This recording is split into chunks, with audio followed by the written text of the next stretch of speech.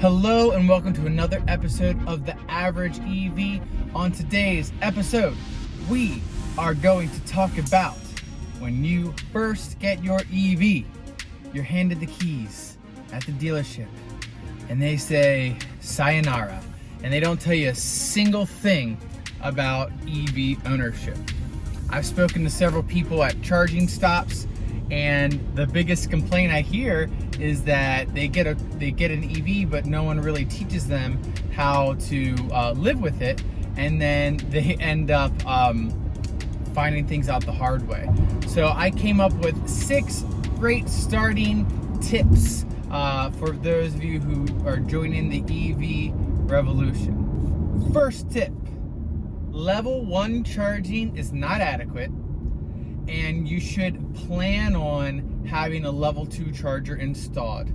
And while the price may seem high, it is going to be well worth it over time, especially if you plan on always having an EV. I'm sure some of you have plugged in your level 1 charger and it says your EV will be charged in 24 hours, and that is just not good enough.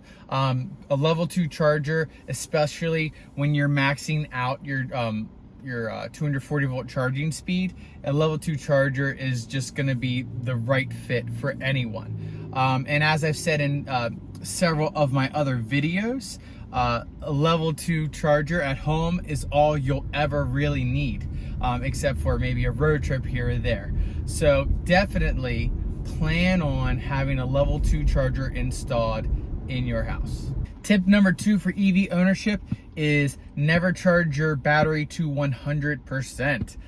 There will be a few instances like road trips where you're gonna wanna be charged up to 100% for the get-go, but you should rarely charge up to 100%. Ideally, if you're a commuter or whatever, and you don't drive a ton, you're not driving super long distances, charging up to 70 or 80% is more than good enough, and that's also going to help preserve the life of your battery. Additionally, I'm sure some of you have seen this, especially with if you're out and you're fast charging and you're trying to fast charge up to 100%, it can take a really long time to charge up to 100%. And if you're on a road trip, it's not worth you wasting that time to charge up to 100% when you can drive to the next charger, you'll arrive at a lower state of charge, and your battery is going to charge up faster. So again, that's tip number 2. Just charge up to 80%. No need to go any higher than that on the regular. Tip number 3 is know your car's charging curve. I've talked about this before, but you want to just look it up. Whatever your car is, charging curve. It might be a video, it might just be a graph or whatever, but you want to know how fast your car charges and when it starts to slow down. This is going to assist you in several ways. First off, it's going to be better for when you're road tripping, and you'll know, okay, my car's going to charge slow, I can charge faster if I just go to the next charger, pull, drive, go to the next charger.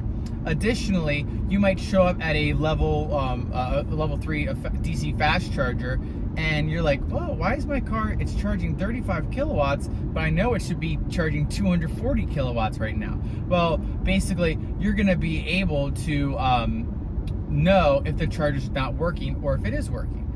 So that's another helpful tip. That way you can move to another charger, or maybe move on to a different location altogether for your charging needs.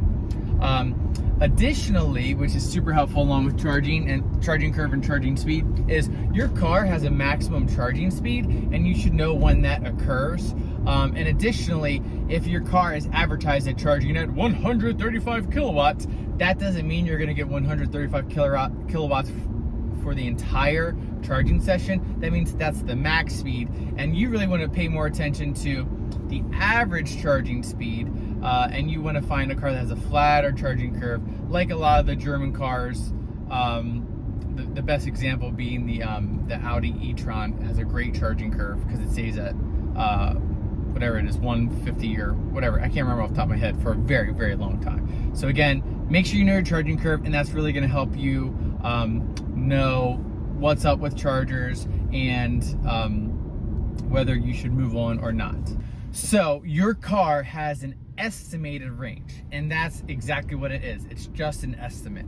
It is going to change depending upon a whole bunch of reasons. Two big, easy ones to point out is the season. So if it's wintertime and it's colder outside, you're likely to get less range. And if it's spring, summer, and warmer outside, you're likely to get a little bit more range.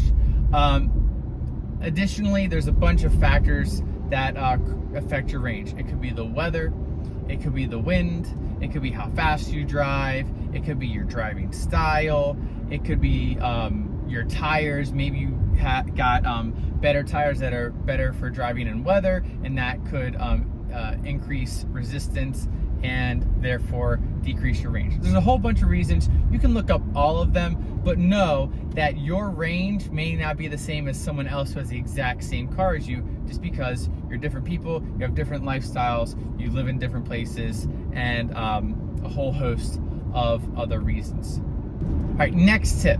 There are all of these public chargers out there, and you're gonna be tempted to wanna use them, but you might not have to use them all the time.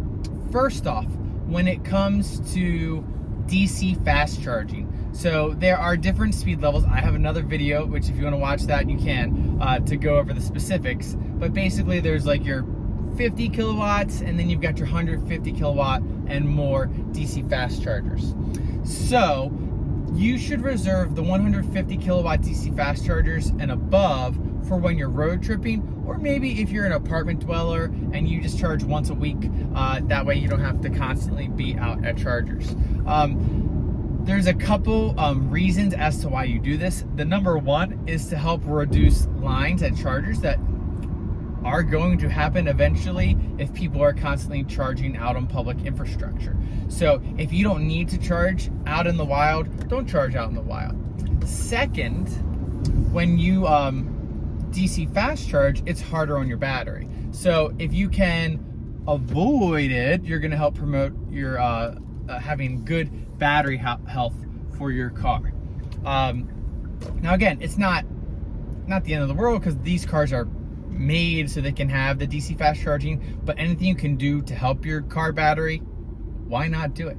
Lastly, with the 50 kilowatt chargers, I think they're a great local option where, maybe you use more battery than you normally do, and you're not gonna have enough time to charge up at home overnight using your home level 2 charger. Well, maybe you can just pop out somewhere, go use one of the 50 kilowatts. It's gonna take longer than a super, like a fast charger, but it's still gonna be good enough and get you going in an adequate amount of time, and you won't be, blocking any of the faster chargers that maybe someone who's on a road trip needs to depend on. And lastly, I'm just gonna add, because I love to say this, and I really want people to understand this. Most people don't need anything other than level 2 charging at home. So if you can get level 2 charging at home and help the infrastructure, do it. And I really think anybody who buys a EV should get a level 2 charger and just anticipate getting one. So just want to emphasize that again. Thanks again for watching. I hope you enjoyed these 6 tips on what to know when you first buy an EV. If you enjoyed the video, please give me a like and subscribe, and I will catch you all next time.